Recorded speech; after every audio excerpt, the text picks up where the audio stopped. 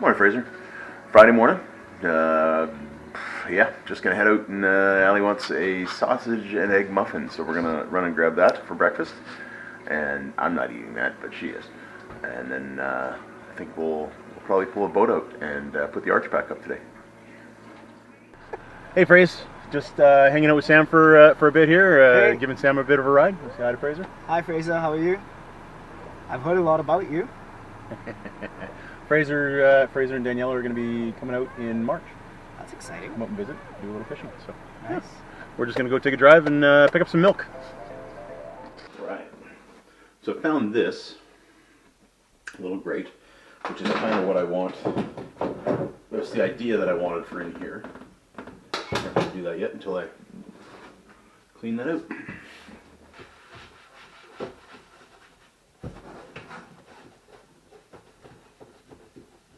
So I had a bit of a, after I went out and, as you saw there, I went to go give Sam a hand, and as I was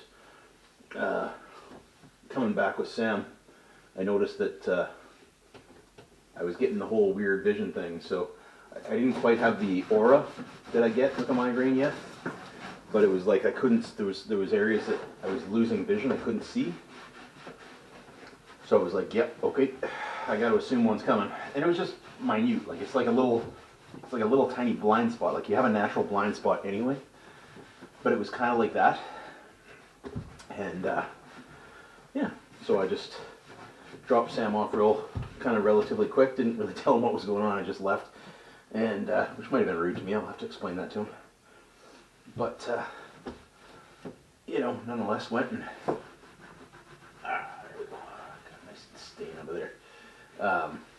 Came home and laid down right away because that's what I do. Go into the dark room and sure enough, the aura comes, you know. So anyway, yeah, so I had a migraine for, I don't know, a couple hours kind of thing. But no, let me rephrase. Lost my vision for a couple hours. I can still feel the migraine. Not overwhelming, but there. But you know, it was a big day yesterday, right? With, you know, I had 2 meetings, which probably wasn't a good idea. Those meetings are usually a little stressful for me anyway, but it's been better. You know, I've been praying a lot about it, and I feel a real peace from God about things. So, but it's still tough, still a little scary, you know. So I should be taking it easy, because even when I'm feeling okay, my body kind of has a tendency to tell me when I'm actually not feeling okay. This goes down in there. All that's going to do is give the boxes that I put in there just a little bit of space.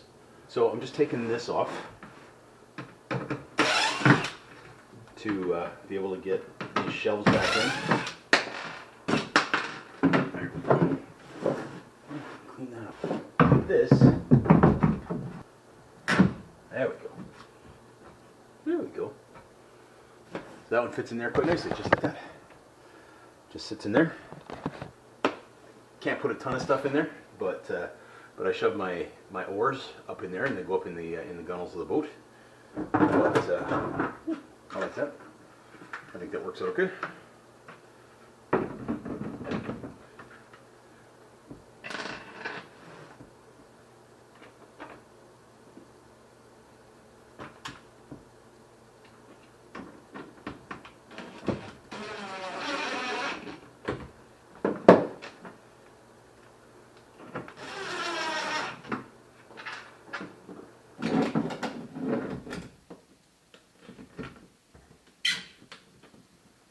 There's the other rag. Right in there. I remember putting it in there now. That's what I need. So Allie came up with a great idea for in here. She thought silicone, like soft silicone trays would be fantastic, and I agree with her. I think that's a great idea. So I need short ones for this side and longer ones for the other. But see kaboom. It's obviously it's a spray foam insulation type thing, but it it does boast that it is closed cell foam, so it's not. And most of these sprays are an open cell foam, and so they're basically like sponge, right? Or potentially, not like, but they could be like sponge. But, so this one says it's closed cell foam, which is what you want on boats because you don't want the water to soak in like a sponge. They give you a nice little set of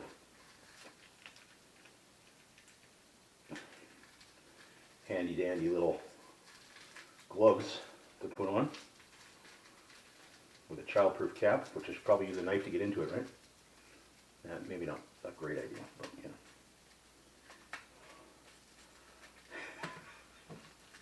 You know I'm going to not use the gloves in a second here, so there we go. All right. You know me, Mr. Safety, gotta use the gloves. Gotta shake this for a minute. Anybody counting? That's about a minute, right? No. I'm supposed to spray it with water too. I should see if I've got water. Apparently it helps the adhesion, which is really weird, I find, but that should have been about a minute.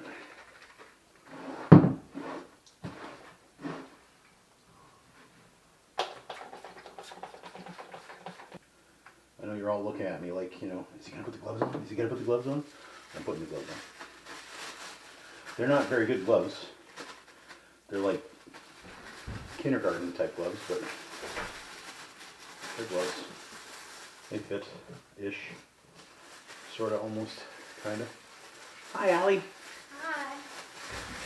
What you doing? Seek-a-boom. Oh, seek-a-boom. Seek-a-boom.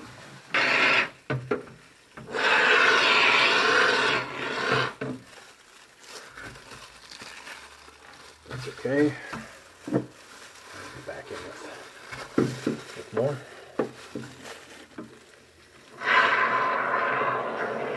Let's see what this says for temperature. Wow. It says application temperature is from -12 to 30 Celsius. Which is good because, you know, if it was Fahrenheit, that would be very, very cold. And I wouldn't want to do that.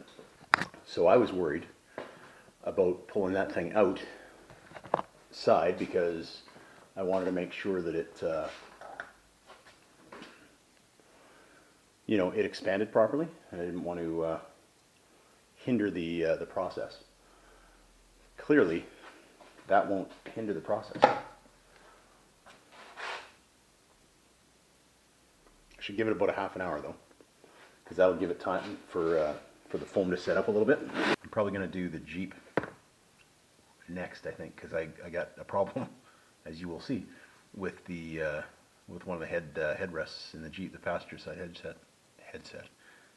headrest. Come, let us go take a look. Does anybody else see a problem there? I really don't know what's going on there.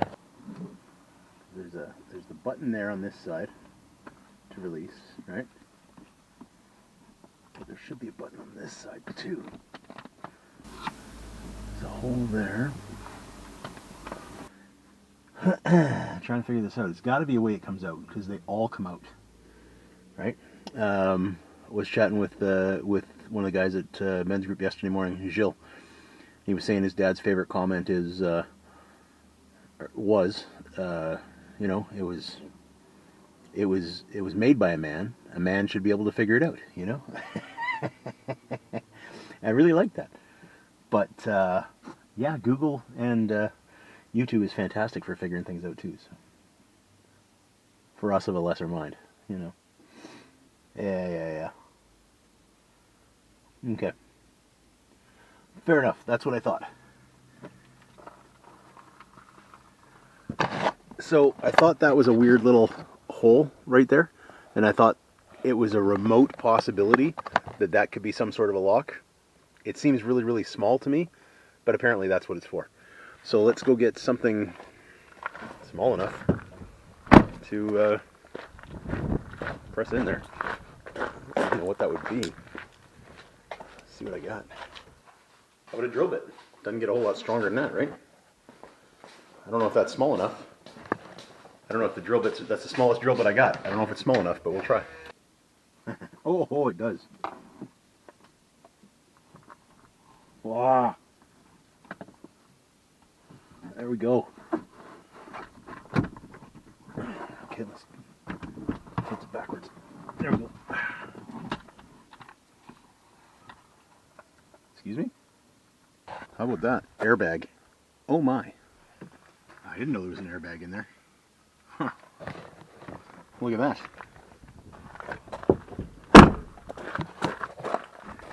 Well, that's enough to freak you out when you don't know you're dealing with an airbag and suddenly you are. That's a weird thing. And the fact that that's an airbag tells me that that's going to be about a $300 part right there.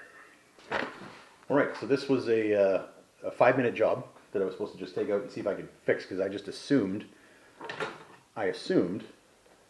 that this was just some weird thing that could just be pushed back together. It didn't occur to me initially that it would be part of the airbag system. So it's not an actual airbag, but what it does is it just pushes the headrest forward to stop you from getting the whiplash kind of thing, right? So so I called, you heard me call a couple places. The last places I called suggested that I chat with the dealership again. You know I'm recording. You see the red light, right? The red light's on. I'm recording. I don't see a red light anywhere. Wow. And so anyway, I called, instead of calling parts, which told me there was nothing there, I called service, and they said, yeah, you know what, I think it's, you know, probably covered under warranty kind of thing or whatever. Not a warranty, but like a special policy, they said. And so sure enough, he just wants pictures, and I'll send him all the pictures, and hopefully they'll fix it. What I'm doing right now is I've got the other camera set up on the other angle outside, and I am starting the camera here, right there, boom, so that we can see exactly what we're doing, and we can see exactly how that goes, if it goes, not if it goes.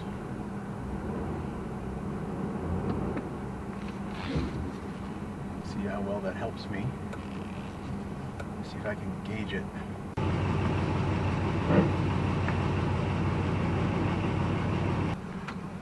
So I can't quite tell necessarily. Can you just wipe the wipe your thumb on the camera? Not that one. The camera that's on the truck. She was gonna wipe the one that was on the other angle. Okay, that's good, I guess. Can you do it one more time? There's a little protective cover on it. Oh, take it off. I forgot to take the protective cover off. Sorry about that, babe.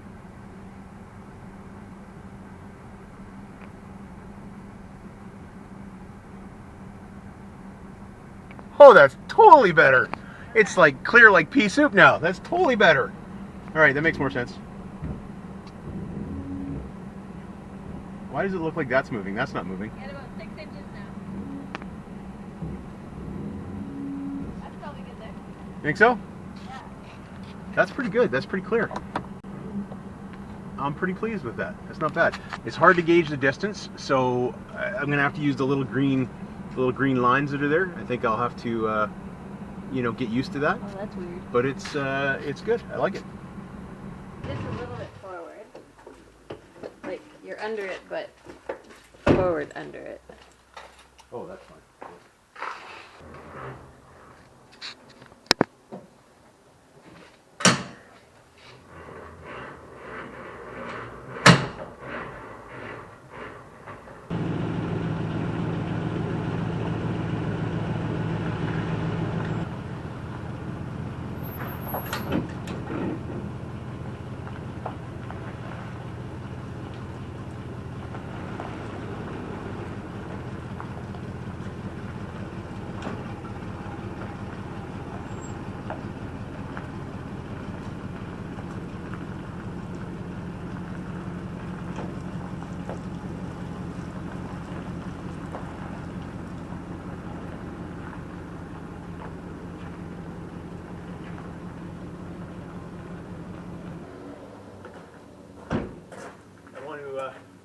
Put that up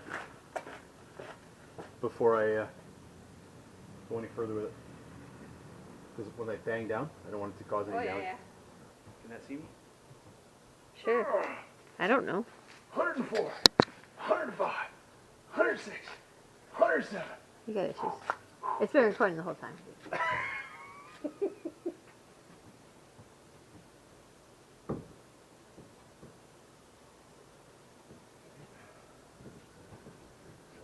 Can we hold them?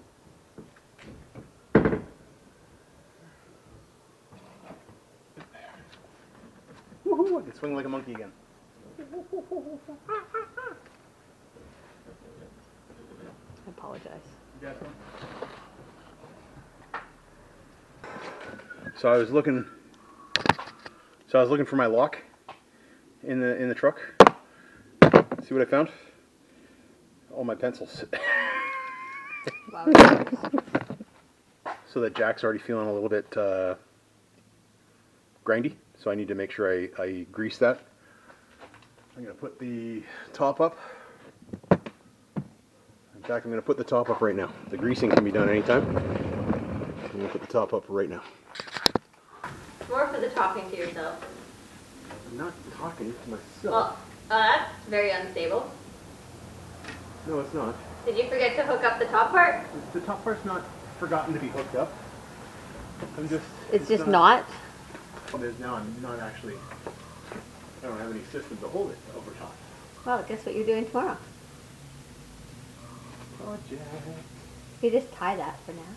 What's it? Now lock it through it or something itself. Yeah, don't change it yet. Just test it like that and see. Yeah. Alright, Mike. What? That's it? Yeah, Wow. I'm bored. Oh. I mean, I have to check the dinner. Mm-hmm.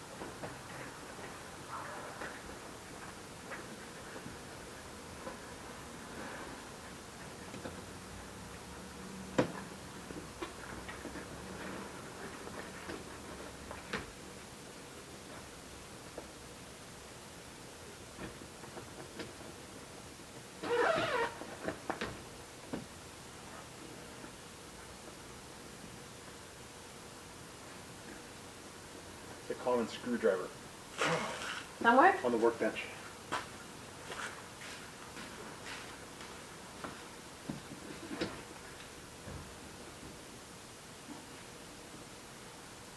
I don't see it.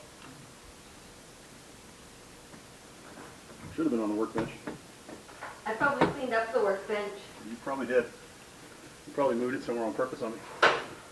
What size common screwdriver? It'll be like a medium size.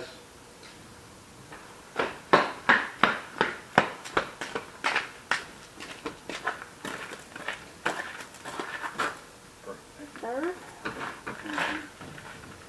Pass me up to the camera. The what? Camera. Yep. Fraser's not getting the best angle. He's not getting my best side. Oh, See? Now he's getting my best side. so glad. So glad could help. Oh, I know you are. Did you measure how wide those things are? How wide what things are? The little holes? I don't know what I holes bet your you... muffin tin would fit perfect in those. I did not. If you want to grab me a tape measure, we'll do that right now. So exciting. Thanks, baby. You always look out for me.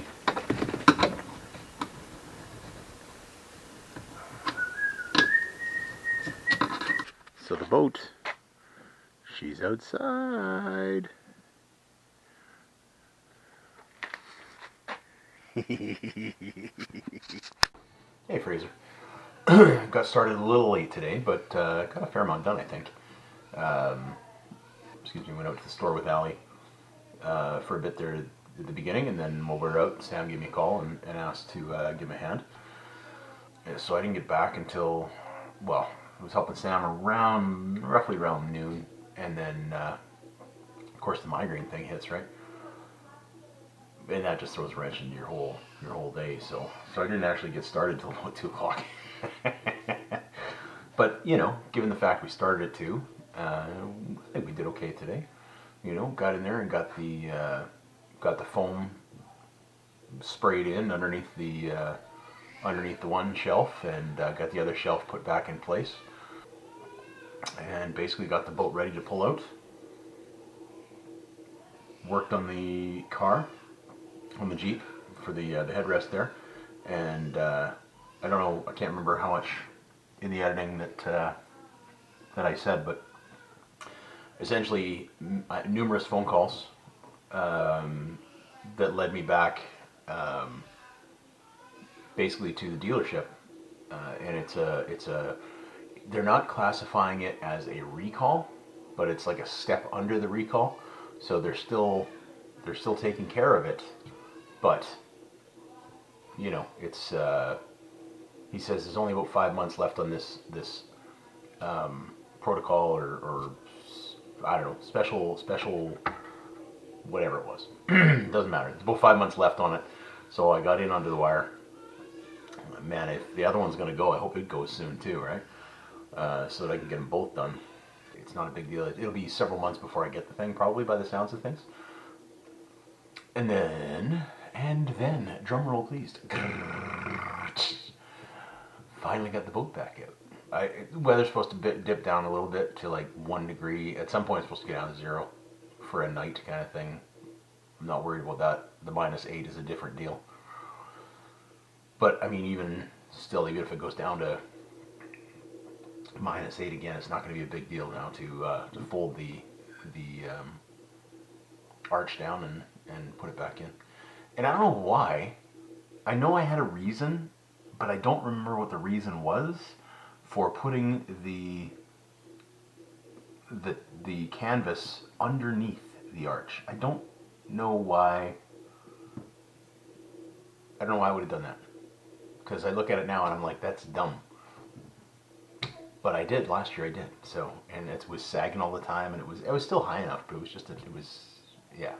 Sorry, I keep doing this, but the migraine, the light's still a little bit sensitive on the eyes. So, yeah. Sunday is extraordinarily busy. You know, we've got church, we've got AGM meeting actually after church on Sunday, and then after that, immediately after that, we've got the prayer. So I'm going to work on a double set tomorrow. So I'm gonna work on getting 2 sets of video tomorrow, so that I can make sure that I have some. I'll still, you know, chat with you, you know, on the Sunday, but I want to make sure I have enough video for both days. So if they're a little shorter, I apologize, but I'll do my best. I've already got in mind kind of some of the things I want to do, not the least of which is that canvas. I think I can get that done, and then another project that I've got on the go as well. So Matthew 14:22 to 33.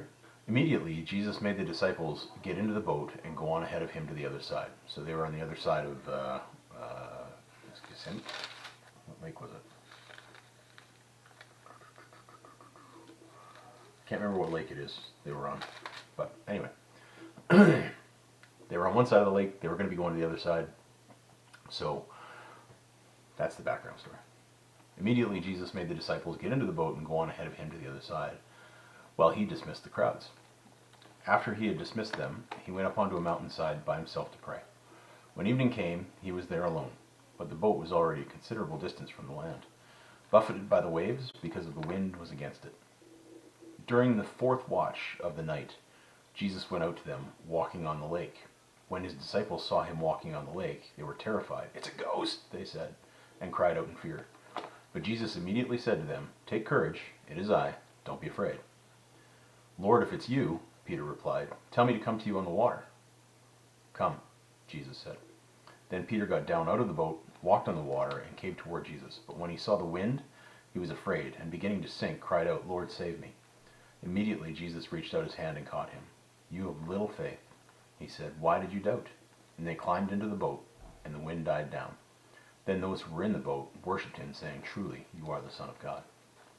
I know that sounds absolutely ridiculous and ludicrous, right? But again, God created the laws of physics, laws of thermodynamics, the laws of whatever, gravity, you name it. But he's not bound by them. Just like God is not bound by time. We're bound by time. The earth is bound by time. But God is eternal. No beginning, no end. We can't even fathom that. You try and fathom that. You try and fathom that, even as a kid, as an adult, whatever. No beginning, no end. Okay, so I get that. Even the universe. Think about the universe. The universe has no end, right? It just goes on forever. It's ever expanding. Okay, but what happens when you get outside of that? Well, our mind can't handle that. Just like our mind can't handle eternity. So they thought Jesus was a ghost. They were freaking out. Because, you'd think you would, right? Jesus says, "Relax, take courage, it's me. Don't be afraid." And Peter said, "Lord, if it's you." Now, so Peter's doubting. If it's you, he's brave, but he's still doubting. If it's you, tell me to come to you and I'll come. Jesus said, "Come on." So at that point, Peter's very gutsy, and he gets onto the water, and whether he jumped onto the water, whether he stepped gingerly onto the water, I don't know. But he got out of the boat, and he got on the water, and he started walking. And it's not like he was walking on calm water. I think I told you about that day that the water was so calm it looked like you could get out and walk on it. This was windy, rough water, and he's getting out, he's walking in it, right? And then he turns and he keeps his eyes on, everything else, the wind, the waves, and he begins to doubt, I can't do this. This is not possible, and he starts to sink, right? Had he kept his eyes on Jesus and kept focused on God, he'd have been able to continue and walk up to Jesus. Would have been no problem. No doubt in my mind. But he let the distractions of this world, which is a good analogy, actually. He let the distractions of the world. For me, it was everything from the news, always negative news, to the always rising gas prices. Oh, how am I going to do this? How am I going to make payments this month? How am I going to do whatever? And I really had to focus on stopping doing that, because it gets so negative with everything. When I just keep my eyes on God, everything else comes into focus when I focus on God. So Jesus did this really to show who he was. Because at that point, they said, "Truly, you are the Son of God," and they worshipped him. If Jesus were not God, and he allowed people, the disciples, to worship him, that would have gone against God. So the fact that he was being worshipped by the disciples is another proving point that Jesus was God. God had to come down and make a way. No man could come down. It had to be God coming down in the form of a man, being born of a woman, dying on a cross, rising again from the dead, to make a way for us to be able to have eternal life. That again is an absolutely free gift. All you got to do is accept it and ask. I love you, buddy. God loves you very much. I miss you. Look forward to seeing you very soon. And I will post more tomorrow.